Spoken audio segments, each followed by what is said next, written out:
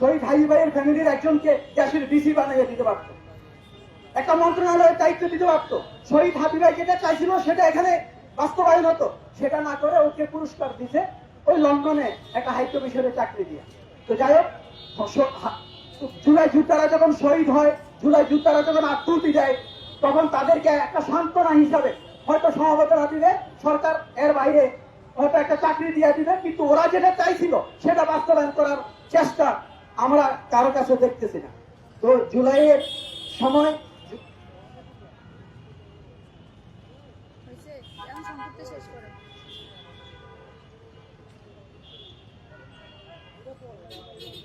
আমি একটা কবিতা আবৃত্তি করার ইচ্ছা ছিল, সেটাই আবৃত্তি করছি। কবিতার নাম স্বপ্নবাস। 2018 সাল থেকে 2022 সালের মধ্যে আমার রচিত সমাজ রাষ্ট্র কাব্যের 36তম কবিতা এটি। স্বপ্নবাস, আমি স্বপ্নই তুলেছি ঝড়, বাস্তবের সাথে স্বপ্ন সেতুর নির্মাতা কারিগর। স্বপ্নের পৃথিবীতে স্বপ্নের লালন, স্বপ্নের চাষ করি, চারিদিকে সব স্বর্গীয় হওয়ার আলিঙ্গনে বুক ভরি। কবু কবু আমি একাকি বসে হেসে কেটে করি ভাবনা, বেদনা বেতার অবসান করে মুসিবে অশুভ যাতনা। আজও আমি সবার ব্যথা বুকে নিয়ে পথ চলি, জমিতে জমিতে ক্ষোভের আগুন মনেই দিতে হয় বলি। মানুষের সুখে দুচোখ ভরে মোর সুরের পাখি উঠে গিয়ে সুন্দরের তরে জীবন ধরে প্রাণ যুদ্ধ করছে দিয়ে। স্বপ্নবাস, স্বপ্নবাস, আমি স্বপ্নের মহানায়ক, মনে চলেছে মহাপ্রলয় তবু সাম্য শান্তির গায়ক। কত কত স্বপ্ন বুকে ধরা ভরা দুচোখ জুড়ে, না না স্বপ্ন নয়, সবই নির্জলা বাস্তব সাক্ষ্যতে গিলে পড়ে। আমার দেশের জল পাহাড় আর ভূমি ফসল ফল, মানুষগুলো সন্দেহ কষে উজাড় করে বল। হাজারে একটা শকুন আছে কুকুর মনের প্রাণী, হায়নাগুলো শুধু বিষকে এনে চলো ফাঁসায় আঘাত হানি।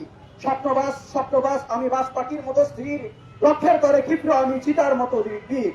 আমার দেশের সোনার মানুষ হীরার চেয়েও খাঁটি, সন্ত্রাস দুর্নীতির কবর দিয়ে চলো পবিত্র করিয়ে মাটি। দিকের দিশা পেলে তারা অসাধ্য করে সাধন, চলো লাখ শহীদের পূর্ণভূমিতে করি সাম্য সমতার বাদন। আমি ধন্যবাদ সবাইকে ধৈর্য ধরে শোনার জন্য।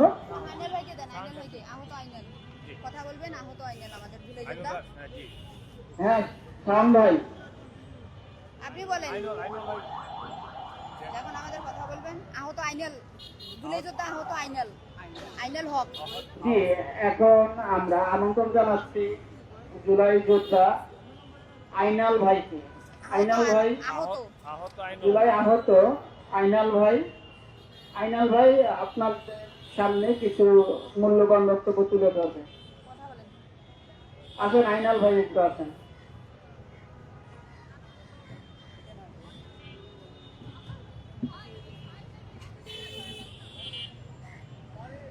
বিসমিল্লাহির রহমানির রহিম। আমার নাম মোহাম্মদ আইনাল হক, আমি একজন গেজেটপ্রাপ্ত জুলাই যোদ্ধা। মূলত আমরা যে আন্দোলনটা করছিলাম আর কি, আহত হয়েছি, আন্দোলন এখন ব্যর্থ হয়ে গেছে আর কি।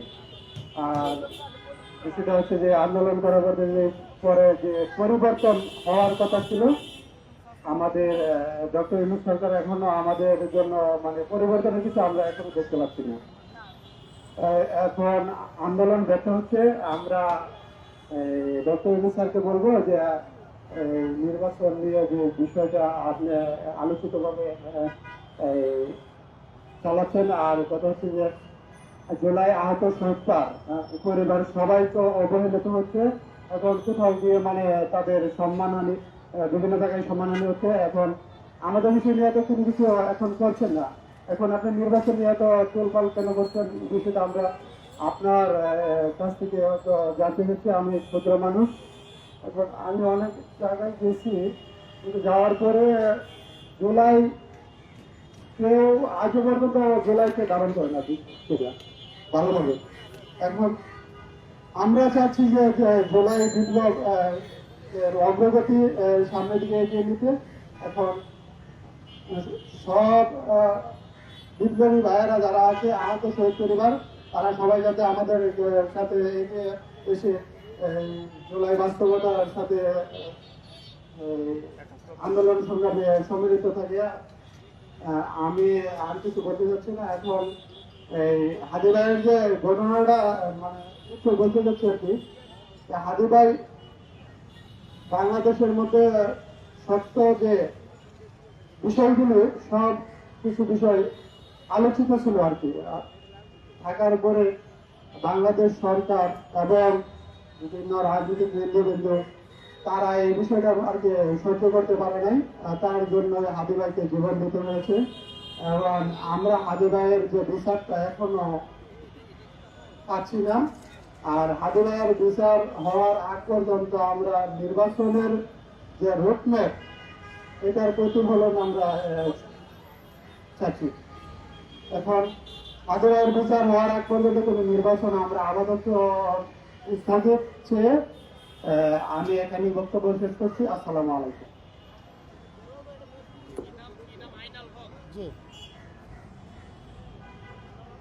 এই মুহূর্তে বক্তব্য রাখবেন আহত অবহেলিত জুলাই যোদ্ধা ফয়েজ ভাই। ফয়েজ ভাইকে আমি একটু অনুরোধ করছি, ওনার আসে নাই না? আচ্ছা, এছাড়া আপনি, আচ্ছা ঠিক আছে, ঠিক আছে, সমস্যা নেই। এই মুহূর্তে বক্তব্য রাখবেন আমাদের বক্তা শাহিন ভাই। আমি শাহিন ভাইকে অনুরোধ করবো ওনার মূল্যবান বক্তব্যটি প্রদান করার জন্য। আসসালামু আলাইকুম। আমার নাম শাহিন আহমেদ। তো আমি মূলত আপনার ওসমান হাদি ভাইয়ের সাথে ছিলাম। তো ওনার সাথে অনেকদিন ধরে আছি, কাজ করছি। এখনো মানে আমার কথা হচ্ছে যে জুলাই যোদ্ধারা মানে এক একজনে এক একটা সংগঠন খুলে বসছে, কেউ এইদিকে কেউ সেই দিকে, একজন দুইজন লোক দিয়ে এক একটা সংগঠন করে বসছে। এর ফলে হচ্ছে কি, যার জন্য আমাদের যারা শেষ করে দিতে চায় তারা সফলতা পাচ্ছে। তো যাই হোক, এখন আমরা একটা সংগঠনের আত্মপ্রকাশ করছি। মূল উদ্দেশ্যই হলো যে বিচ্ছিন্ন হয়ে না থেকে আমরা যাতে একত্রিত হয়ে আমরা যাতে আন্দোলন করি। দল মত বা আমি আমার পিছনে কতজন লোক আছে এইটাকে ভুলে গিয়ে আমরা সবাই একত্রিত হয়ে আমরা যাতে এগিয়ে যেতে চাই। এই জন্য আমি একটু ছড়া আকারে বলতে চাচ্ছি, যখন শেষ হয়ে গেল জুলাইয়ের সকল আশা, তখন উদ্ভাসিত হলো প্রাণের সংগঠন বিকল্প ছায়া। তো এই বিকল্প ছায়া আমরা খুব অল্প পরিসরে, আমরা খুব অল্প সংখ্যক লোক নিয়ে আমরা শুরু করতে যাচ্ছি। আমরা দল মত নির্বিশেষে সকল জুলাই আন্দোলন সহ যারা বিপ্লবকে ধারণ করেন, দেশের ভালো কামনা করেন, আধিপত্যবাদকে যারা শেষ করে দিতে চান, তো তাদেরকে আহ্বান করব এই বিকল্প ছায়ার সুশীতল ছায়াতলে আমাদের সাথে একত্রিত হওয়ার জন্য। তো একত্রিত হলে আমরা কি পাবো? এটা হচ্ছে সকল প্রকার খুন খারাপি, চুরি ডাকাতি এগুলি বন্ধ হওয়ার একটা ব্যবস্থা হবে। আমি এমন একটা টেকনোলজি বলেন যেটা আবিষ্কার করেছি, যে এইটা অ্যাপ্লাই করলে, আমি হাজি ভাইকেও বলেছিলাম যে এটা অ্যাপ্লাই করে আপনার আমার দেশ পত্রিকা মাহমুদুর রহমান, ওনাকে গিয়ে রিকোয়েস্ট করছি, তো উনি পাত্তা দেয় নাই, যার জন্য আজকে আমরা হাজি ভাইকে হারাইছি। তো আপনারা বসেন, সবাই একত্রিত হন, তাহলে এমন ব্যবস্থা হবে যে খুন খারাপি তো দূরের কথা, কেউ হুমকি পর্যন্ত দিতে পারবে না। এই আপনার এই ব্যবস্থাটা যদি অ্যাপ্লাই করা হয়, এতে আরো কিছু ফ্যাসিলিটিস পাবেন, ওটা আমি পরবর্তীতে বিস্তারিত বলবো ইনশাআল্লাহ। তো আপনাদের সবাইকে ধন্যবাদ, এবং সাংবাদিক ভাইয়েরা আছেন, আপনাদের কাছে বিনীত অনুরোধ যে আমাদের এই সংগঠনটা যত ছোট দেখতেছেন, যাই হোক আপনারা একটু চেষ্টা করবেন যে আরেকটু বড় বড় সংগঠনের কাছে এই মেসেজটা পৌঁছে দিতে। একত্রিত হলে সবাই বাঁচবো, বিচ্ছিন্ন হয়ে গেলে সবাই ধ্বংস হয়ে যাবে। সবাইকে ধন্যবাদ। আসসালামু আলাইকুম। ধন্যবাদ শাহিন ভাইকে ওনার মূল্যবান বক্তব্যটি দেওয়ার জন্য। আমি ওনার অ্যাড্রেসিং করতে ভুলে গেছি। উনি আমাদের শহীদ হাদি ভাইয়ের সাথে ছিলেন ইনকিলাব মঞ্চে। বর্তমানে আমরা তো অবহেলিত, নির্যাতিত এবং নিষ্পেষিত আমাদের আশা আকাঙ্ক্ষাও পর্যাপ্ত পূরণ হয়নি। 1.5 বছরে আমাদের যে জুলাই বিপ্লবের আশা আকাঙ্ক্ষা ছিল। তো এই মুহূর্তে আমি বক্তব্য রাখতে অনুরোধ করছি, লিখিত বক্তব্য রাখবেন লাভলিয়া আক্তার খুশি আপা। আমি খুশি আপাকে ওনার মূল্যবান বক্তব্যটি প্রদান করার জন্য অনুরোধ করছি। ধন্যবাদ।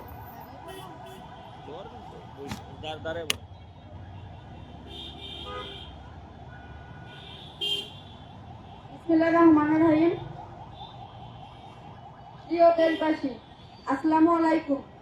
মুক্তিযুদ্ধ ৭১ এবং জুলাই বিপ্লব ২৪, এই দুটি বিপ্লব দেশে দুটি বিপ্লব প্রজন্ম নিজ চোখে দেখেছে এবং অনেকেই অংশগ্রহণ করার সুযোগও পেয়েছে। একটি বিপ্লব থেকে আমরা পেয়েছি একটি দেশ, আরেকটি বিপ্লব থেকে আমরা পেয়েছি স্বৈরাচারের কবল থেকে মুক্তি। স্বাধীনতা বাসস্থান এবং নিজের জীবনের নিরাপত্তা দিতে পারবে, যারা ময়লাকে পরিষ্কার করে একটি পরিচ্ছন্ন দেশ উপহার দিতে পারবে, যারা বাংলাদেশকে সকল সেক্টরকে আন্তর্জাতিক রূপ দিতে পারে। আর এরাই হচ্ছে জনগণের পক্ষে কিংবা বিকল্প এবং বিকল্প ছায়া। আমি এই লিখিত বক্তব্যের পরেও কিছু বলতে চাই ওসমান হাদি ভাইকে নিয়ে। ওসমান হাদি ভাইয়ের ভাইকে বলবো যে আপনি যদি এই চাকরিতে জয়েন করেন এবং এই চাকরির লোভে পড়ে যান, তাহলে আপনি একটা আত্মঘাতী সিদ্ধান্ত নেবেন। আপনাকে চাকরি দেওয়ার অর্থই হচ্ছে এই হাজি ভাইয়ের হত্যাকে ধামাচাপা দেওয়া। আর আমরা যে স্বপ্ন নিয়ে আন্দোলন করেছিলাম, আমরা যে দেশ গড়ার স্বপ্ন নিয়ে আন্দোলন করেছিলাম, সেই স্বপ্ন আজকে ব্যর্থ হয়েছে। কারণ আমরা আন্দোলন করেছিলাম সংস্কার, পরিবর্তন এবং জুলাই আগস্টে যারা নিহত হয়েছিল, অঙ্গহানি হয়েছিল তাদের বিচারের জন্য।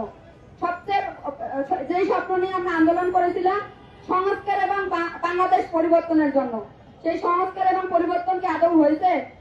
1% হয়নি। এই জুলাই বিপ্লবকে যারা বিক্রি করে দিয়েছে, নিজের এখন গুছিয়েছে, তাদের বিরুদ্ধে সবাই আমরা রুখে দাঁড়াবো। এই বলে আমি আমরা সংক্ষিপ্ত বক্তব্য এখানে শেষ করছি।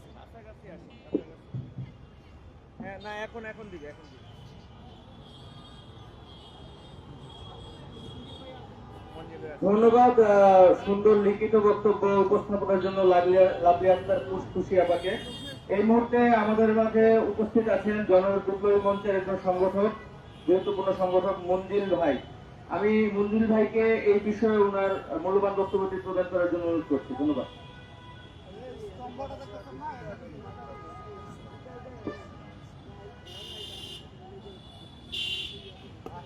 বিসমিল্লাহির রহমানির রহিম। বিকল্প ছায়া বাংলাদেশ দেশ ও জনগণের পক্ষে দায়িত্বপ্রাপ্ত দায়িত্বশীল ব্যক্তিদের কর্তব্য পর্যবেক্ষণ এবং তা যথাযথভাবে দেশবাসীকে জানানো, এই প্রত্যয় নিয়ে বিকল্প ছায়া বাংলাদেশের আত্মপ্রকাশ অনুষ্ঠানে উপস্থিত সংগঠকবৃন্দ, উপস্থিত সাংবাদিকবৃন্দ, প্রশাসনের ব্যক্তিবর্গ, আসসালামু আলাইকুম ওয়া রাহমাতুল্লাহ। প্রিয় সাংবাদিকবৃন্দ, এক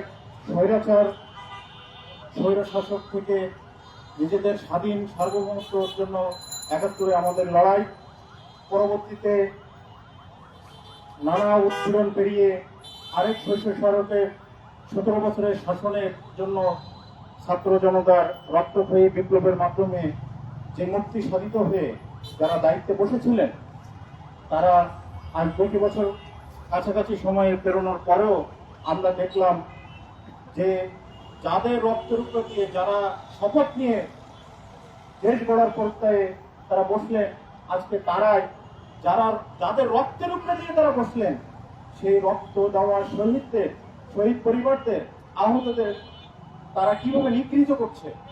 আপনারা নিশ্চয়ই সাংবাদিক ভাইরা সেটা জানেন। গত পরশুদিন আমাদের এখানে এক চোখ হারানো, বাম চোখ হারানো এক জুলাই যোদ্ধার সাথে তার আকুতি, তার উন্নত চিকিৎসা হলে, যথাসময়ে উন্নত চিকিৎসা হলে দেশের বাহিরে নিতে পারলে তার দৃষ্টিশক্তি ফেরানো সম্ভব ছিল। কিন্তু সে প্রত্যেকটা দপ্তরে গিয়েছে, স্বাস্থ্য মন্ত্রণালয়ে গিয়েছে, কিন্তু সে তার সুচিকিৎসাটা পায়নি। এভাবে শুধু একজন নয়, অসংখ্য জুলাই যোদ্ধা আছে যাদের সুচিকিৎসা, তাদের পুনর্বাসন কোনো কিছুই সরকার করতে ব্যর্থ হয়েছে। ডক্টর ইউনূস স্যারকে বলবো, আপনি তো ব্যর্থ মানুষ নন। আপনি যেখানে হাত দিয়েছেন দেশ জাতি পৃথিবীতে আপনি একজন সফল মানুষ, কিন্তু আজকে আপনি ব্যর্থ হচ্ছেন কেন? এই কেনর জবাব আপনাকে দিয়ে যেতে হবে। আপনি যেখানেই হাত দিয়েছেন, যে কাজ করেছেন, আপনার দেখানো প্রকল্প বিশ্বের বিভিন্ন দেশে বাস্তবায়ন করে তারা স্বাবলম্বী। আপনি কেন আপনার নিজ জন্মভূমিতে আপনি সফল হলেন না? জুলাই যোদ্ধাদের রক্তের উপরে আপনি দাঁড়িয়ে আজকে ক্ষমতায়, অথচ আপনি তাদেরকে নিগৃহীত করে রাখছেন কেন? আজকে একজন খুনিকেও তার শেষ ইচ্ছা পূরণের ব্যক্তি দেওয়া হয়। শরীফ ওসমান হাদি চলে যাওয়ার কয়েকদিন আগে বাংলা ভিশনের টিভি চ্যানেলের উপস্থাপিকা তাকে প্রশ্ন করেছিল, রাষ্ট্রের কাছে আপনি কি চান? সে বলেছিল, আমি যদি মারা যাই রাষ্ট্রের কাছে আমার কিছু চাওয়ার নেই, আমি যদি মারা যাই আমার বিচারটা একটু করেন। এই বক্তব্য নিশ্চয়ই আপনারা জানেন। প্রফেসর ইউনূস স্যার, আপনি এই তার শেষ ইচ্ছাটাও পূরণের কাজটা করতে পারলেন না। কেন পারলেন না? রাষ্ট্রযন্ত্র আপনার হাতে।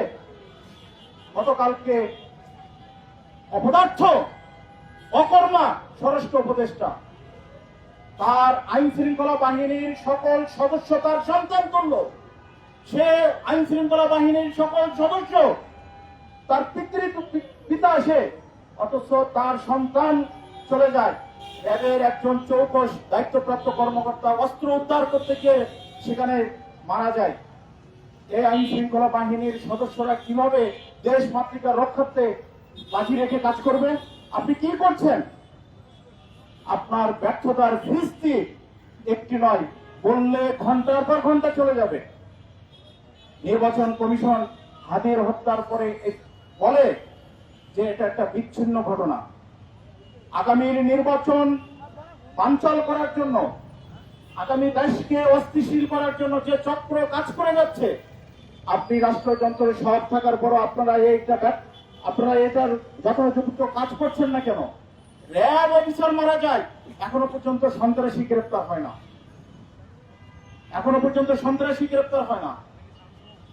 আমরা বিকল্প ছায়ায় যারা আছেন তাদের রিসার্চ উইংকে আমি অনুরোধ করব যে কাজ নিয়ে, যে দায়িত্ব নিয়ে আপনারা এগোচ্ছেন প্রত্যেকটা সেক্টরে, বিশেষ করে জুলাই যোদ্ধা আহত যারা আছে তাদের সুচিকিৎসার অভাব এখনো আমাদের কাছে লিস্টেড প্রায় 1000, যারা গুরুতর, যাদের প্রচন্ড গুরুতর, এমনি 20,000 তো আছে, গুরুত্বপূর্ণ চিকিৎসা অভাব ভোগ করছে প্রায় 1000। আপনারা এর যথাযথ ডাটাগুলো তুলে ধরে সাংবাদিক মহলের মাধ্যমে দেশবাসীকে এটা জানান। এবং ডক্টর ইউনূসের প্রতি আমার একটি বিনীত অনুরোধ, আপনার এখনো যে কয়টা দিন আছে, অন্তত পক্ষে ফখরুদ্দিন মঈনুদ্দিনের মতন উপমা আপনি নিয়েন না, এটা আমাদের অনুরোধ। আপনি হাদির বিচারের ব্যাপারে একটা উল্লেখযোগ্য কাজ করে যান। প্রিয় দেশবাসী, প্রিয় সাংবাদিক বৃন্দ, তবে এই সরকারের প্রফেসর ইউনূস স্যারের অনেক ব্যর্থতা আছে। সবই ব্যর্থতা ধরা যায়, কিন্তু একটা বিষয় সফলতা যেটা আমাদের হৃদয়কে শীতল করে। আগ্রাসনবাদের বিরুদ্ধে, আধিপত্যবাদের বিরুদ্ধে তিনি কিন্তু দৃঢ়চিতা ভূমিকায় অবতীর্ণ আছেন। তিস্তা ব্যারেজের যে কাজটা করছেন, বিগত 54 বছরে কেউ তো এটা করে নাই। আগামীতে কোন দলীয় সরকার আসলেও এটা করার সাহস পাবে না। আপনি সেটা করেছেন, এজন্য আমাদের থেকে আপনাকে স্যালুট, দেশবাসীর পক্ষ থেকে আপনাকে ধন্যবাদ। আরো যে কিছু যে যুদ্ধ বিমানগুলো কেনা হচ্ছে, যে আকাশ সীমা প্রতিরক্ষা ব্যবস্থায় যে ব্যবস্থাগুলো আপনি নিয়ে যাচ্ছেন, এটার জন্য আপনাকে ধন্যবাদ। কারণ আমরা এটা ভালোভাবে জানি, পরবর্তীতে কোন নির্বাচিত দলীয় সরকার আসলে এটা করার সাহস পাবে না, করতেও না। ঠিক অনুরূপ ভাবে আবার শেষ অনুরোধটা রেখে শেষ করতে চাই, আপনি হাদির ব্যাপারে একটা যথা উপযুক্ত দৃশ্যমান কাজ করে আপনি যান, আপনি অমর হয়ে থাকবেন।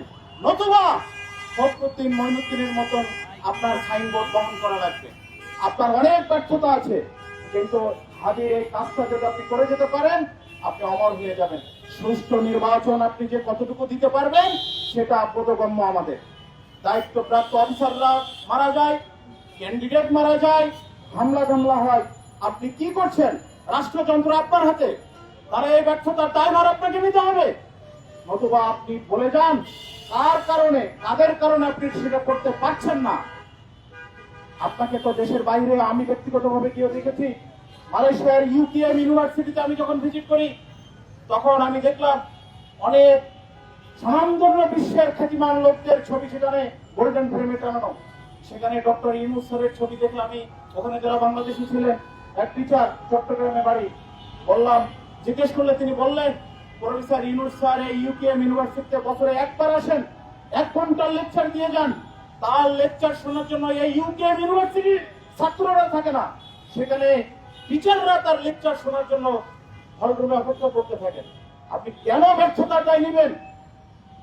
হয় সঠিকভাবে আপনার দায়িত্ব পালন করুন, অথবা কাদের কারণে আপনি পাচ্ছেন না সেটা প্রকাশ করুন। অথবা আপনার গায়ে প্রফেসর নোবেল লরিয়েটের আগে আপনার ব্যর্থতার নোংরাযুক্ত শব্দটা যুক্ত হয়ে করে রাখবে এই দেশ। সব বিকল্প ছায়া বাংলাদেশকে অনেক ধন্যবাদ। জুলাই যোদ্ধাদের পক্ষে জুলাই বিক্রি হয়ে গিয়েছে, যারা জুলাই নিয়ে কাজ করছে তারা বিক্রিত হচ্ছে। আমি যতটুকু জানি আপনারা বিক্রি হওয়ার নন, বিক্রি হলে এই 2 বছরে হয়ে যেতেন। আপনারা আপনাদের তথ্যে অটল থাকবেন, থাকবেন।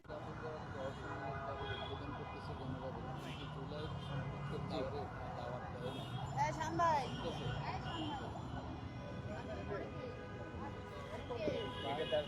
এরপরে তেমন কেউ না, আমি কিছু বলি দিয়ে আপনি কিছু বলেন, আমি কিছু বলে শেষ করি। আমাদের তেমন বক্তা নেই। আচ্ছা, আমাদের তেমন বক্তা নেই, তো আমি বলতে গেলে সমাপনী বক্তব্যের শেষ বক্তা হিসেবে শেষ করে আমাকে দিয়ে শেষ করুন। একটু কথা বলবো কেন? না, বলার দরকার নেই।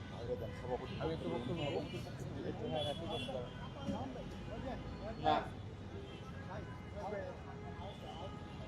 আচ্ছা, আমাদের মাঝে একটু লেট হয়েছে আমাদের অবহেলিত এবং কি বলে আহত জুলাই যুদ্ধের জুলাই বিপ্লবের সম্মুখ সারির একজন যোদ্ধা, যে এই সরকারের তার চোখের চিকিৎসার জন্য ডাক্তার প্রেসক্রাইব করার পরেও কোনো একটা অদৃশ্য মন্ত্রণালয়ের কোনো একটা জায়গায় ফাইলটা আটকা পড়ে আছে, কোনোভাবে এই ফাইলটা ছুটছে না।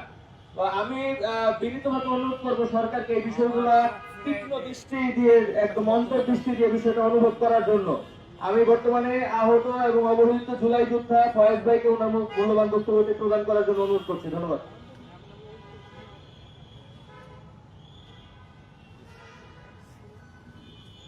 সে আমাদের ছাড়েন। আসসালামু আলাইকুম, আমার নাম মোহাম্মদ ফয়েজ। আমি 20 জুলাই চিটাঙ্গ পুলিশের গুলিতে আন্দোলনে আহত হই। তারপর থেকে আজকে প্রায় 16 মাস চলে গেছে। আমার এখনো এই ইন্টারিম সরকার সুস্থ একটা ট্রিটমেন্ট দিয়ে আমাকে বাসায় পাঠাইতে পারে না। এই সরকার কি পারবে আমার চোখ ফিরিয়ে দিতে? আমার নাকে হাড় নাই, পারবে আমার নাকে হাড় ফিরিয়ে দিতে? তাহলে এই সরকার, তবে এই সরকার কেন আজকে আমাদের এই জুলাই যোদ্ধাদের ট্রিটমেন্ট দিচ্ছে না? আমি হয়তোবা আমাকে সবাই দেখছে, আমারটা সবাই বলতে পারছে, এমন হাজারো আহত আমার জুলাই যোদ্ধা ভাই আছে যাদের আজকে এখনো ট্রিটমেন্ট পাচ্ছে না। প্রত্যেকটা মন্ত্রণালয়, এমন কোন মন্ত্রণালয়, স্বাস্থ্য মন্ত্রণালয় থেকে ধরে যে আমি ভয়েস না গেছি। নূরজাহান ম্যামের সাথে একবার একে একে অনেকবার আমি দেখা করছি। ওনাদের সাথে আমাদের স্বাস্থ্য মন্ত্রণালয়ের যদি কোনো লোক থাকে, ওনারা বলে, আমাদের যে স্বাস্থ্য প্রতিনিধি আছে ওনারা গেলে বলে যে তোমরা কি ডাক্তার? তোমরা বলতেছো আহতদের ট্রিটমেন্ট দেই না। আহতদের তো এখন বাড়ি যাওয়া উচিত, আহতরা কেন হসপিটালে থাকবে? তাও দেখেন আমার কি পরিস্থিতি। 15 দিন 1 মাস পর পর আমার এই চোখ দিয়ে পুষ বের হয়। তাই এই সরকার কি ব্যর্থ? এই সরকারকে বসেছিলাম আমাদের রক্তের বিনিময়, কিন্তু এই সরকার আহতদেরকে নিয়ে কোনো কাজই করতে পারে নাই। আপনারা যদি সরকারকে বলেন বা কোনো উপদেষ্টাকে বলেন যে আহতদের কি অবস্থা, ওনারা আমাদেরকে বাড়ি গাড়ি সব দিয়ে দিচ্ছে বলতেছে, কিন্তু আদৌ কি আর এই সরকার আমাদেরকে চিকিৎসা দিচ্ছে? এই সরকারের কিছু উপদেষ্টা আছে, এখনো আমাদের কথা শুনতে পারে না। কেন এই উপদেষ্টারা কার রক্তের বিনিময়ে বসে আছে? এই সরকার সব থেকে বড় ব্যর্থ আমাদের হাদি ভাইয়ের বিচারটা নিয়ে। আদৌ পারে না আমাদের হাদি ভাইয়ের বিচারটা পরিপূর্ণভাবে একটা মুস্তেগা দিতে। আজকে জাদুঘর উদ্বোধন করছে নাকি সরকারের উপদেষ্টারা, কিন্তু এখানে কোনো আহত বা নিহত ফ্যামিলির কাউকেই রাখেন না। কিছু কিছু রাজনৈতিক দলের নেতারা আছে, তারা এখন নির্বাচন নিয়ে ব্যস্ত, কিন্তু আহতদেরকে ভুলে গেছে। আমার বক্তব্য। আসসালামু আলাইকুম। ধন্যবাদ আমাদের আহত অবহেলিত জুলাই যোদ্ধা ফয়েজ ভাইকে।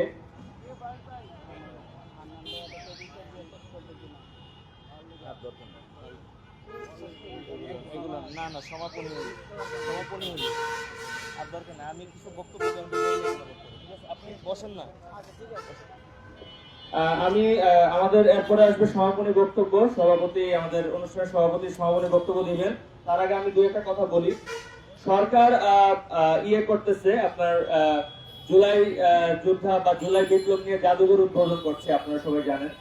কিন্তু আমি বলতে চাই, যেখানে জুলাই বিপ্লবীদের রাখাও হয়নি, আহত অবহেলিত যারা হয়েছে তাদেরকেও রাখা হয়নি।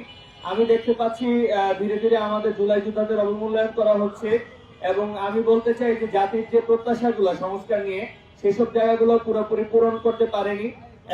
শুধুমাত্র যে জনগণের প্রত্যাশা পূরণ করতে পারেনি তাই নয়, প্রশাসনের অনেকেরই দাবি ছিল যে যথাযথ তাদের সংস্কার করা হোক, এবং সংস্কারের মাধ্যমে তাদেরকে যেন স্বায়ত্ত শাসন দিয়ে তাদেরকে যেন শুধু দেশ মাতৃকা সেবার জন্য যেন তারা নিয়োজিত হতে পারে, সেই বিষয়গুলোর জন্য তারা চেয়েছিল সরকারের কাছে আন্তরিকভাবে।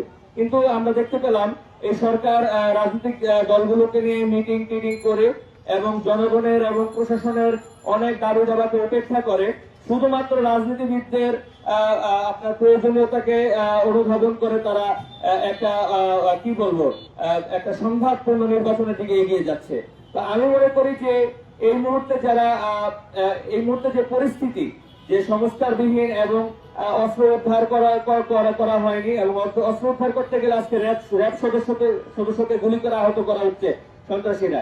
আমি বলবো যে প্রশাসনের হাত খুলে দিতে, প্রশাসনকে কোর্ট দিয়ে পুলিশ পরিচালিত করতে, এবং কোথায় কোথায় সমস্যা আছে, কোথায় কোথায় সংগতি আছে। আমাদের মেইন সমস্যা হলো কোথায় সমস্যা আছে এবং কেন হচ্ছে, কার দ্বারা হচ্ছে। আমরা এগুলো আমরা প্রয়োজনে পরিদর্শন করব, পর্যবেক্ষণ করবো, এবং জাতির সামনে তথ্য উপস্থাপন করে জাতিকে জানার সুযোগ করে দেব। এই হচ্ছে আমাদের অঙ্গীকার। ধন্যবাদ সকলকে। এই মুহূর্তে আমাদের সমাপনী বক্তব্য নিয়ে আসছেন আমাদের সংগঠনের আত্মপ্রকাশের সভাপতিত্ব করা আমার তালিকাভুক্ত এখনো হয় নাই, কিন্তু আমার ভাইয়ের এখানে স্প্রিন্টারে বলিতেছে, আমার কথা কেউ শুনতেছে না। আচ্ছা, আমাদের একটা বোন এসেছে, আমাদের একজন আহত জেলা যোদ্ধা ভাই, উনি অবহেলিত, ওনার এখনো তালিকা করা হয়নি, এবং উনি আমাদের মাঝে দু একটা কথা বলতে চান। ধন্যবাদ। প্লিজ আপনি একটু বলেন, আপনার পরিচয় দিয়ে বলেন। জি, আমার নাম হচ্ছে আয়েশা। আমি 18 জুলাই, 19 জুলাই, 4 আগস্ট এই সব দিনগুলিতে বিভিন্ন হাসপাতালে আমি লাশ এবং আহত নিহত এদেরকে নিয়ে আমি বিভিন্ন হাসপাতালে কাজ করেছি। তারপর আমাকে 4 আগস্ট আমি আহত হই। তারপর আমি নিউরো সায়েন্স ছেড়ে আমি যাই একটা বিশেষ ওটা হচ্ছে মুমূর্ষু পেশেন্ট নিয়ে অ্যাম্বুলেন্স ভাড়া করে আমি বিভিন্ন জায়গা থেকে টাকা চাঁদা চেয়ে অথবা এক ধরনের ভিক্ষার মতন চেয়ে আমি কাজ করেছি। কিন্তু আমি যখন নিউরো সায়েন্সে বিভিন্ন জায়গায় রক্ত ক্লাস হচ্ছে, বিভিন্ন নিহত পেশেন্টদের নিয়ে কাজ করতেছিলাম, তখন নিউরো সায়েন্সের যে ডিরেক্টর ছিল সেই ডিরেক্টর আমাকে ফুটেজ দেখে আমাকে ওখান থেকে বিভিন্ন ভাবে হুমকি দিয়ে আমাকে লাস্টে 10:30টায় বের করে দেয় এবং বললো আপনি যদি না বের হন তাহলে আপনাকে মার দেওয়া হবে চাঁদাবাজি বলে। তখন আমি বের হয়ে যাই। বের হওয়ার পরে রাস্তায় এর আগে আমাকে 4 আগস্ট আমাকে আওয়ামী লীগ কর্মীরা এবং ওরা বন্দুক নিয়ে কাজ করতেছিল এবং আমার সামনে গুলি করেছে, আমি নিজে চোখে দেখেছি। তখনই আমাকে আমার এক ভাই, আমাদের প্রতিবেশী এক ভাই, তাকেও গুলি করে, কিন্তু তার একটু জন্য বেঁচে গেছে। তার এইখানটাতে স্প্রিন্টারের বুলেট আছে, এখনো সে ওই স্প্রিন্টার বুলেট নিয়ে বয়ে বেড়াচ্ছে। কারণ আমি যে 4 আগস্টে আহত হয়ে ওই বন্দুক নিয়ে আমি নিজেও সায়েন্সে গিয়েছি, তখন আমাকে ওই হাসপাতালের ফুটেজের বাইরে এসে আমাকে এমন জোরে ধাক্কা দেয়, আমার দুইটা আঙুল ভেঙে যায়, 3 নাম্বার আর 4 নাম্বার পায়ে, ডান পায়ে ভেঙে যায়, এবং দুই পায়ে আমার এক পায়ে ফ্র্যাকচার হয় এবং এক পা বসে কথা বলুন। এক পায়ে ফ্র্যাকচার হয় আর এক পায়ে হচ্ছে আঙুল ভেঙে যায়। তখন আমি ভয়ে আমি আর পঙ্গুতে যাইনি, কারণ ওর পঙ্গু তো ফ্যাসিবাদীদের দোষর ছিল। এই জন্য আমি ভয়ে না যেয়ে আমি চলে আসি মিরপুরেই আমার বাসার দিকে রিক্সা নিয়ে। তখন রিক্সা নিয়ে আমি সেই দিন আর ট্রিটমেন্ট করি নাই, 5 আগস্টও করি নাই। 7 আগস্ট আমি আমাদের ইসলামিক ব্যাংক হাসপাতালে আমি ট্রিটমেন্ট করেছি, কিন্তু সেটাও গোপনে করা হয়েছে, কারণ কোন ফ্যাসিড যে আমার কোন বিপদে ফেলে দেয় আমাকে, গোপনে করা হয়েছে। কিন্তু পরে আমি যখন এর মধ্যে আমি আজমল হাসপাতালে গিয়েছিলাম ওই যেই পেশেন্টটা নিয়ে আমি নিউইয়র্কে গিয়েছিলাম, সেই পেশেন্টের আজমলের সব কর্তৃপক্ষ সব জানে, সব বুঝে, এবং প্রথমে আমি সেখানেই ট্রিটমেন্ট করতে গিয়েছিলাম, কিন্তু আমাকে অবহেলা করে এবং খাতার মধ্যে যে এন্ট্রি করেছিল সেই খাতাটাও শেষ। সেই খাতাটা কখনো আওয়ামী লীগের কাছে চলে গেছে, ছাত্রদের হাতে চলে গেছে, কখনো পুলিশের কাছে চলে গেছে। এইভাবে আজমল হাসপাতাল কর্তৃপক্ষ আমাকে এইভাবে দেখিয়েছে এবং আমাকে কোন একটা রিপোর্ট দেয় নাই বা হাসপাতালের রিসিপ্ট দেয় নাই। তারপর যাই হোক, আমি ওই রিসিপ্ট ছাড়াই আমি জেলা প্রশাসনকে দরখাস্ত করি। দরখাস্ত করার পরে এই যে জেলা প্রশাসক তানভীর আহমেদ এবং তামিম কোনোভাবেই আমাকে সাহায্য করে নাই। আমাদের যে সমন্বয়ক, এখন বর্তমানে যে সমন্বয়ক আছে বৈষম্য বিরোধী ছাত্র আন্দোলনে যে হাতির ফুলে, সেই সমন্বয়ক আমাকে আমার বাসায় পুলিশ পাঠিয়েছে, কিন্তু আমি আহত হয়েছি। আমি ওই ঠিকানায় আমি থাকি না, কিন্তু বাট পুলিশ পাঠিয়েছে এবং আমাকে ভয় ভীতি দেখাইছে, কারণ ওই জেলা প্রশাসক যে ছিল আইন সচিবের পিএ ছিল পূর্বে তানভীর আহমেদ, কিন্তু আমি তাকে বারবার বলেছি, স্যার আমার ফুটেজটা একটু দেখেন, আমাকে ভেরিফাই করেন আমি কি ভুয়া কিনা। হ্যাঁ, আর আমি যে গোপনে চিকিৎসা করেছিলাম ওই হাসপাতালে আসেন, কেউ আমাকে সাহায্য করে নাই। আমি লাস্টে আসিফ মাহমুদের সাথে দেখা করতে গিয়েছি, আসিফ মাহমুদ সাহায্য করে নাই, একদিনও পাইনি।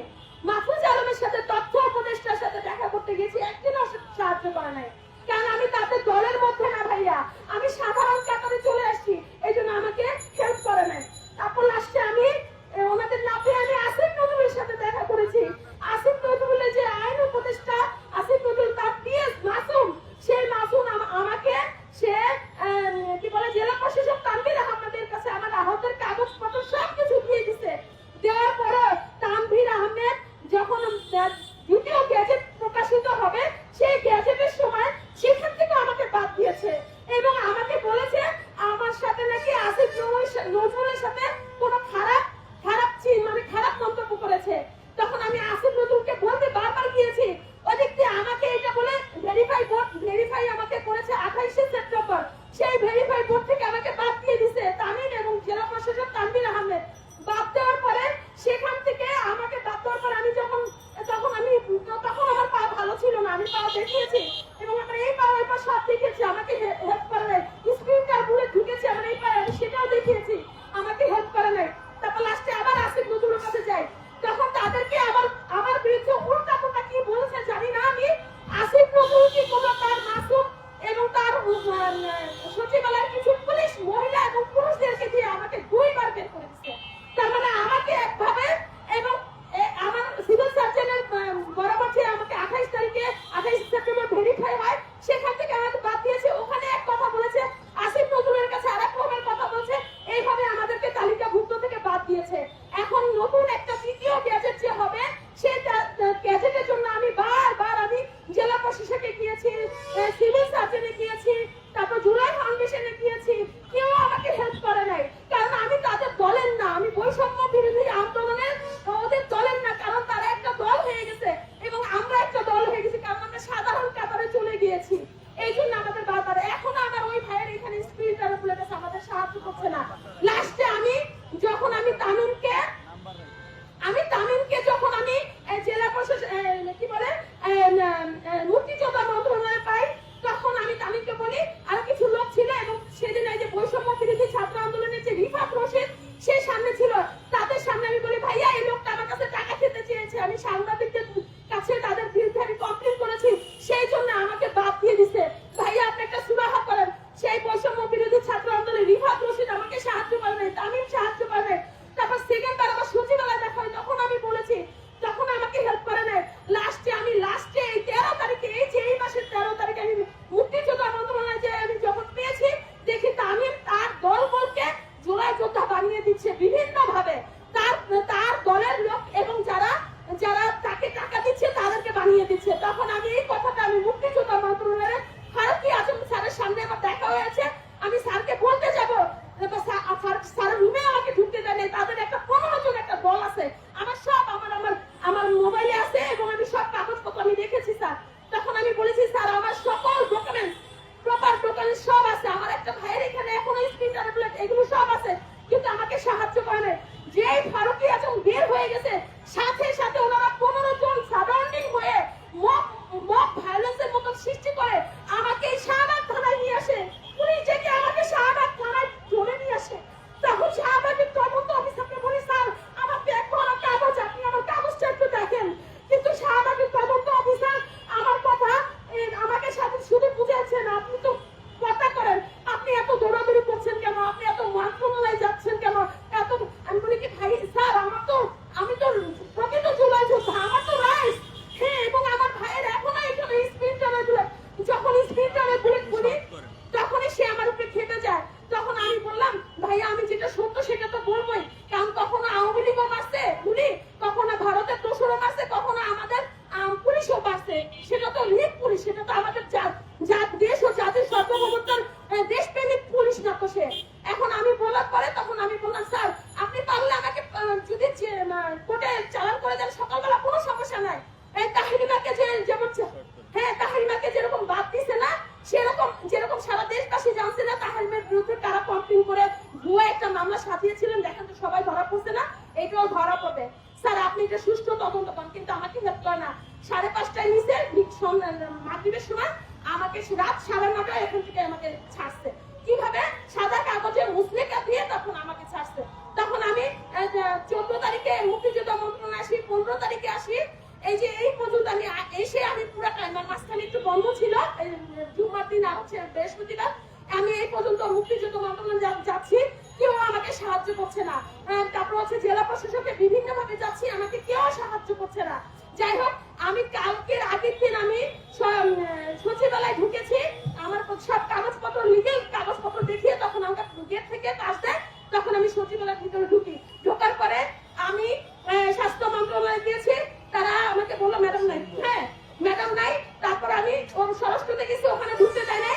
তারপর ওই যে নারী ও শিশু আমাদের উপদেষ্টা ছিল, সেই উপদেষ্টা আমাকে আমার সাথে কোনোভাবেই কথা বলেনি, কারণ আমি তামিমের বিরুদ্ধে কমপ্লেন করেছিল। ইভেন আমার কাগজটা তারা ইনক্লুড করে নাই, তারা আমার কাগজটাতে মেরেও আমার কাগজটা রিসিভ করে নাই। এই বৈষম্য দূর করার জন্য আমরা কি বাংলাদেশে আমরা করেছিলাম, কিন্তু সেই একদল ফ্যাসিস্ট গেছে, কিন্তু আবার নতুন করে আরেক দল ফ্যাসিস্ট তৈরি হয়ে গেছে আমাদের দেশে। এইভাবে চলতে থাকলে এই জুলাইয়ের অনেক বড় ক্ষতি হবে এবং দেশ এবং সার্বভৌমত্ব এবং আমাদের জাতির অনেক বড় ক্ষতি হবে। তাই আমাদের উপদেষ্টার মধ্যে এবং তারপর সচিব এদের মধ্যে অনেক দোষর আছে, এবং জেলা প্রশাসকের পূর্বে যে তানভীর আহমেদ, উনি তো ফ্যাসিস্টের দোষরই। আমি একবার ডিরেক্টলি বলবো, কারণ এই পুরুষ থেকে দিয়ে আমাকে জেলা প্রশাসক অনেক ধাক্কা দেবে। এখন আমি চাচ্ছি আপনারা সবাই সুষ্ঠু তদন্তের মাধ্যমে, উনি আমাকে এই যে নারী হেনস্থা করলো যে শাহবাগ থানায় নিয়ে এসে, এবং আমাকে বললো আমি নাকি বিভিন্ন মন্ত্রণালয়ের প্রোপাগান্ডা ছড়াচ্ছি, তারপর হচ্ছে আমি ভুয়া হচ্ছে জুলাই যোদ্ধা। তাহলে তারা আমার বিরুদ্ধে কমপ্লেন করুক, আমি তাদের বিরুদ্ধে আমিও কমপ্লেন করেছি।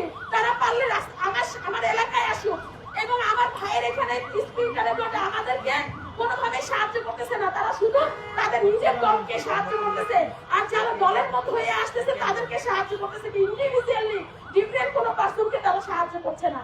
তাই আমি চাচ্ছি এই উপদেষ্টাদের কাছে আপনার সুষ্ঠু তদন্তের মাধ্যমে এই তামিমের বিরুদ্ধে, তামিম কি আসলেই আমাদের জুলাই যোদ্ধা কোনো ভাই, নাকি কোনো ফ্যাসিস্টের দোষর? কারণ এই ফ্যাসিস্টের দোষর শুধু আমার সাথে না, আরো অনেক মানুষের কাছ থেকে টাকা নিয়েছে, জুলাইকে এখন ব্যবসা বানিয়ে ফেলছে। কিন্তু আমরা জুলাইকে ব্যবসা হতে দিব না, জীবন দিল জুলাইকে এবং দেশ ও সার্বভৌমত্বকে বাঁচাবো। ঠিক আছে ভাইয়া, ধন্যবাদ আপা। আপনার নাম্বারটা এবং ফোন নাম্বারটা। আমি বেশি কথা বলতে চাই না। কিছুদিন আগে আমাদের আমাদের একটা প্রত্যাশিত রাজনৈতিক দলের একজন নেতা গ্রামে প্রচারণা চালাতে গিয়ে শুধুমাত্র আওয়ামী ভোট টানতে গিয়ে, যারা আওয়ামী দোসরদের ভোট টানতে গিয়ে উনি একটা কথা বলেছেন। আমি এখানে থাকা পুলিশ ভাইদের একটু দৃষ্টি আকর্ষণ করছি, আমার দিকে একটু দৃষ্টি আকর্ষণ করবেন। বিষয়টা হচ্ছে, উনি যে কথাটা বলেছেন সেটা হলো যে জুলাই বিপ্লবীদের অত্যাচার, নিপীড়ন, নির্যাতন এবং হত্যাকাণ্ডের পেছনে আওয়ামী কোনো দোষর জড়িত নয়, সরাসরি পুলিশ বাহিনীকে উনি দোষারোপ করেছেন। তা আমি বলি যে আপনারা জনগণের পক্ষে থাকুন এবং আপনারা জনগণের পাশে এসে দাঁড়ান। আপনারা যে সংস্কার চেয়েছেন, আপনারা তল্পিবাহক হতে চাননি। এই জুলাই বিপ্লবের পরে আপনারাও চেয়েছেন যে একটা আপনাদের বাহিনী সংস্কার হোক, এবং আমরাও মনে করি যে পুলিশ বাহিনীর গুটিকর সদস্যের জন্য পুরো পুলিশ বাহিনী কলুষিত নয়, এবং পুলিশ বাহিনীর অনুপস্থিতি জুলাই বিপ্লবের পরে চুরি, ডাকাতি, ছিনতাইয়ের মাধ্যমে আমরা দৃঢ়ভাবে এখন পর্যন্ত আমরা বিষয়টা অনুভব করছি। তো আমি বলবো যে কেন এবং কোথায় এই সমস্যাগুলো হচ্ছে, এগুলা পর্যবেক্ষণ এবং প্রয়োজনে পরিদর্শন করে কেন হচ্ছে এগুলো জাতির সামনে উপস্থাপন করা হবে। এবং আমি প্রশাসন এবং সাধারণ মানুষের সার্বিক সহযোগিতা কামনা করছি। কোন দল, কোন গোষ্ঠী, কোন ইয়ের পক্ষ থেকে কোনো কারোর নিজস্ব আপনার স্বার্থের জন্য আমরা এই কাজ করবো না। ধন্যবাদ। এখন আমাদের মাঝে সমাপনী বক্তব্য নিয়ে আসছেন AKM রহমাতুল্লাহ ভাই, যিনি আমাদের সুন্দরভাবে আমাদের এই সংগঠনের যে আত্মপ্রকাশ অনুষ্ঠানে সভাপতিত্ব করেছেন। এখন আমাদের মাঝে সমাপনী বক্তব্য নিয়ে আসছেন সভাপতি AKM রহমাতুল্লাহ ভাই। আমি ওনাকে আমরা মূল্যবান বক্তব্য দিয়ে আপনার আত্মপ্রকাশ অনুষ্ঠানের সমাপ্তি ঘোষণা করার জন্য দৃঢ়ভাবে অনুরোধ করছি। আসসালামু আলাইকুম ওয়া রাহমাতুল্লাহি ওয়া বারাকাতুহু। সবাই সময়ের ক্রাইসিস যে বিষয়টা দেখতে পাচ্ছেন যে ইলেকশন হতে যাচ্ছে, এই ইলেকশনটা হবে, আবারও সরকার গঠন হবে, কিন্তু এই যে জুলাই যোদ্ধারা এত প্রাণ দিল, প্রায় 1,500 জুলাই যোদ্ধাকে হত্যা করা হলো, 30 থেকে 40,000 এখনো ক্ষতবিক্ষত, আহত, অবহেলিত অবস্থায় আছে। তাদেরকে কোনোভাবেই আপনারা আমলে দিচ্ছেন না। এদের রক্তের উপর দাঁড়িয়ে অন্তর্বর্তীকালীন সরকার গঠন করলেন, এখন একটা ইলেকশন দিচ্ছেন। ইলেকশন তো অসম্পূর্ণ। এই অসম্পূর্ণ ইলেকশনে আমি একটু ভবিষ্যৎবাণী বলে দিচ্ছি, যদি ইলেকশন সুষ্ঠুভাবেই হয়, ইলেকশনের কারণে যেন একটা মানুষেরও প্রাণ না যায়, ইলেকশনকে কেন্দ্র করে, এই নির্বাচনকে কেন্দ্র করে যেন কোথাও কেউ হত্যা না হয়, এই গ্যারান্টি আপনারা দেন। আর যদি এই গ্যারান্টি না দেন, তাহলে বুঝে নেন ভবিষ্যতে আবারও ফ্যাসিস্ট আসবে, অন্য রূপে আসবে এবং দেশকে আবার জিম্মি করবে, সাধারণ মানুষকে জিম্মি করবে। সাধারণ মানুষকে জিম্মি করতে করতে এমন পর্যায়ে চলে গেছে দেশ আজকে মানুষের আজকে দেয়ালে পিঠ থেকে গেছে। দেয়ালে পিঠ ঠেকছে কিভাবে? কোনের সময় এটা আন্তর্জাতিক মুদ্রামান বলে যে $1 80 টাকা ছিল, সেই $1 80 টাকাটা এক মাসের মধ্যে হয়ে গেল $1 110, এখন হলো 124, প্রায় 23। ডলারের সাথে টাকার মান করে যাওয়া মানে মানুষের জীবন দুর্বিষহ হওয়া, জিনিসপত্রের দাম বেড়ে যাওয়া, অসংগত জীবনযাপন এবং দুর্ভিক্ষের মধ্যে, অভাবনের মধ্যে পড়ে যাওয়া। ইলেকশনের পরে এই ইলেকশন যেটা দিচ্ছেন, এটা ইলেকশনের পরেও মুদ্রামান আরো নামতে থাকবে। যদি মুদ্রামান নামা মানে কি? একটা দেশে ক্রাইসিস বেড়ে যাওয়া। আমি বলবো যারা এই দক্ষতার সাথে দেশ চালিয়ে আসছিলেন, আপনারা কতটুকু দক্ষ হয়েছেন সেটা প্রমাণ হয় মুদ্রামান দিয়ে। যদি মুদ্রামানটা বিগত 15 বছর চালানোর পর 80 টাকার জায়গায় 60 টাকা হয়ে আসতো, যে $1 সব 60 টাকা মুদ্রামান নিয়ে আসছেন, তখন প্রকৃত অর্থে বলতে পারতেন দেশের উন্নয়ন হয়েছে। আপনি কতগুলি ঋণের বোঝা দিয়ে আপনি চলে গেলেন, পালাই গেলেন এবং মানুষের মধ্যে বিভেদ সৃষ্টি করলেন। আপনি দল সৃষ্টি করে একটা জাতিকে বিভাগ করে দিয়েছেন। এই দল কখনই জাতির জন্য কল্যাণকর নয়। আমি কোন দলের নাম নিচ্ছি না। একটা মৌলিক একটা ফর্মুলা দেখা যাচ্ছে যে দলকে যদি আপনি দেশের উপরে প্রাধান্য দেন, তাহলে দেশের মর্যাদা থাকে না। আবার দেশকে যদি দলের আবার কাঠামোতে নিয়ে আসার চেষ্টা করেন, তখনও দেশের মর্যাদা থাকে না। আজকে আমাদের এই গ্রুপ পাসপোর্ট, গ্রিন পাসপোর্ট বিশ্ব দরবারে যে লেভেলে নিচে নেমে আসছে, তাতে বোঝা যায় আমাদের জাতির অগ্রগতি, আমাদের দেশের পরিস্থিতি। এই জুলাই যোদ্ধার মাধ্যমে আল্লাহর তরফ থেকে একটা মহা সুযোগ এসেছিল। মাননীয় আমাদের প্রধান উপদেষ্টা ডক্টর ইউনূস বলেছিলেন যে এই সুযোগ আর আসবে না, কিন্তু আজকে লজ্জার সাথে বলতে হয় মানে খুবই সংকীর্ণতার সাথে চলতে হয় যে আপনি আপনার কথা ঠিক রাখতে পারেন নাই। এই বিপ্লবীদের মধ্য দিয়েই দেশকে ঘুরিয়ে দেওয়া সম্ভব ছিল। আমি আবেদন করছি, আমার একটা মানে ব্যক্তিগত একটা দিয়ে বলতেছি যে দেশ বড় না দল বড়। যদি বলেন দল বড়, তাইলে এই দলের চাকার তলে পড়ে পায়ের নিচে পিষ্ট হবে দেশ, জাতি, সাধারণ মানুষ। তাইলে যদি দেশ বড় হয়, তাহলে দেশকে আমার প্রথম প্রাধান্য দিতে হবে, দলকে নয়। এই ভুলটা যদি আবারও করেন, আপনারা লিখে রাখেন, জেনে রাখেন, ভবিষ্যতে এই দলের কুন্দলের জন্য সাধারণ মানুষের প্রাণ যাবে, তারা রাহাজানি করবে, এই দল ওই দলকে দোষারোপ করবে, কিন্তু প্রাণ যাবে সাধারণ মানুষের। এটা দায়ভার কে নিবে? এবং ইতিপূর্বে দলের কুন্দলের কারণে যতগুলি মানুষের হত্যা হয়েছিল, তাদেরকে আজও বিচার হয়েছে? তারা কি তাদের ন্যায্য পাওনা পেয়েছে? ১,৫০০ মানুষকে আপনি গুলি করে মাটিতে শোয়াই দিলেন, ৩০-৪০ হাজারকে আহত করলেন। এই দেশের পুলিশ, এই দেশের আইন, এই মানুষের থেকে ট্যাক্স নিয়ে আপনাদের বেতন হয়, আপনারা সেটা করতে পারলেন, কিন্তু অনুতাপ, অনুশোচনা নাই। বরং এই ছেলেগুলি যারা রক্ত দিল, তারা অবহেলিত, তারা নিগৃহীত, তারা সঠিকভাবে তারা কোথাও দাঁড়াতে পারছে না। এই বিপ্লবকে যদি এত সস্তায় ছেড়ে দেন, এবং চ্যালেঞ্জ দিয়েছিল হাদিকে হত্যা করা হবে, হাদি আত্মনাথের সাথে 10 জনের টেলিফোন নাম্বার সহ সে এই শাহবাগ থানায় সে জিডি করেছিল। সেই জিডিটাকে আপনারা কোনো অগ্রগতি দেখালেন না। একটা বিড়াল কুকুর মরলেও যদি তাকে সম্ভাব্যতার হুমকির আগে জিডি করা হয়, তার জন্য তদারকি পাঠানো হয়, তদন্তকারী অফিসার পাঠানো হয়। হাদির উপর এত বড় ঘটনা ঘটে গেল, ৮ আসনে সে প্রার্থী ছিল, তার জন্য একটা পুলিশ পাঠাতে পারলেন না, আপনারা পাঠালেন না, পাঠাতে পারলেন না, পাঠালেন না। এই হাদি হলো উদাহরণ। সে মানুষের বিবেকের কথা বলছে, মানুষের না বলা চেপে থাকা জনগণের আত্মনাদের কথাগুলি বলছিল, যেটা সাহস করে কেউ জীবনের বাজি নিয়ে বলে নাই। আমিও যে আজকে এখানে দাঁড়িয়ে কথা বলছি, আমি জানি আমার জীবনের কোনো নিরাপত্তা নাই। আমার উপর 19 বার হত্যা করার জন্য আক্রমণ হয়েছিল। আমাদের সব গোয়েন্দা বিভাগ তারা জানেন বিষয়টা, এবং অনেকেই জানে। আমি জানি আমি রিক্সে আছি। আমি একজন প্রবাসী, প্রবাস থেকে তিলে তিলে অনেক কঠোর পরিশ্রম করে একজন প্রবাসী কি পরিমাণ আত্মত্যাগ করে পয়সা রোজগার করে আমাদের দেশের মানুষকে, আমাদের পরিবারকে সুস্থ রাখার জন্য, ভালো রাখার জন্য। কিন্তু আমি একজন প্রবাসী যোদ্ধা হয়ে ওঠো, আমি নিগৃহীত, নিপীড়িত, বঞ্চিত হচ্ছে। আমি নিজে হয়েছে, আমার দেশ বঞ্চিত হচ্ছে। আজকে এই দেশকে দিশেহারার দিকে নিয়ে যাচ্ছেন। আমি রিকোয়েস্ট করব, আপনারা ইগোর মধ্যে পড়ে ইলেকশন দিয়ে মানুষকে আর প্রতারণা করেন না, আল্লাহর হস্তে প্রতারণা করেন না, প্রতারণা করেন না।